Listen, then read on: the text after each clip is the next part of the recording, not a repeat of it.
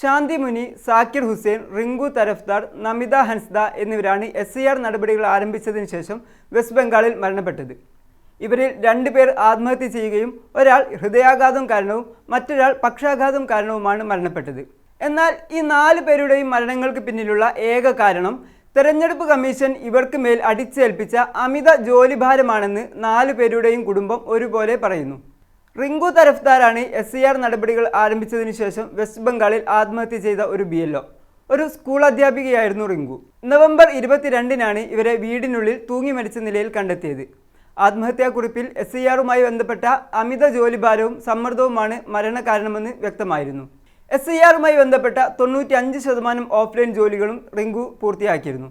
എന്നാൽ പൂരിപ്പിച്ച ഫോമുകൾ വെബ്സൈറ്റിൽ അപ്ലോഡ് ചെയ്യുന്നതിന് റിങ്കുവിന് ബുദ്ധിമുട്ട് നേരിട്ടു. ഓൺലൈൻ ജോലികളിൽ തനിക്ക് പരിചയക്കുറവുണ്ടെന്ന് റിങ്കു നേരത്തെ തന്നെ ഉന്നത ഉദ്യോഗസ്ഥരെ അറിയിച്ചിരുന്നതാണ്. എന്നാൽ അവരത് ചെവികൊണ്ടില്ല. ഫോമുകൾ അപ്ലോഡ് ചെയ്യുന്നതൊഴികെയുള്ള എല്ലാ ജോലികളും റിങ്കു പൂർത്തിയാക്കിയിരുന്നു.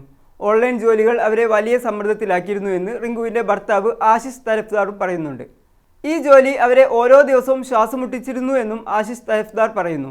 റിങ്കുവിൻ്റെ മരണത്തിന് 3 ദിവസങ്ങൾക്ക് മുമ്പാണ് വെസ്റ്റ് ബംഗാളിൽ നിന്ന് തന്നെയുള്ള മറ്റൊരു BLO 48 വയസ്സ് പ്രായമുള്ള ശാന്തി മുനിയെ വീടിന് പുറത്ത് തൂങ്ങി മരിച്ച നിലയിൽ കണ്ടെത്തിയത്. തനിക്ക് ബംഗാളി എഴുതാനോ വായിക്കാനോ അറിയില്ലെന്നും അതിനാൽ ബംഗാളി ഭാഷയിലുള്ള SIR ഫോമുകൾ പൂരിപ്പിക്കേണ്ടതായിട്ടുള്ള ചുമതലകളിൽ നിന്ന് തന്നെ ഒഴിവാക്കി തരണമെന്ന് ശാന്തി മുനി തന്റെ മേലുദ്യോഗസ്ഥരോട് ആവർത്തിച്ച് ആവശ്യപ്പെട്ടിരുന്നു. ഇത് നിരസിക്കപ്പെട്ടതോടെയാണ് അവർ മരണം തെരഞ്ഞെടുത്തത്.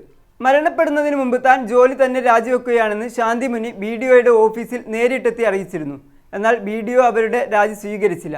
മാത്രവുമല്ല ജോലിയിൽ തുടരാൻ സമ്മർദ്ദം ചെലുത്തുകയും ചെയ്തു.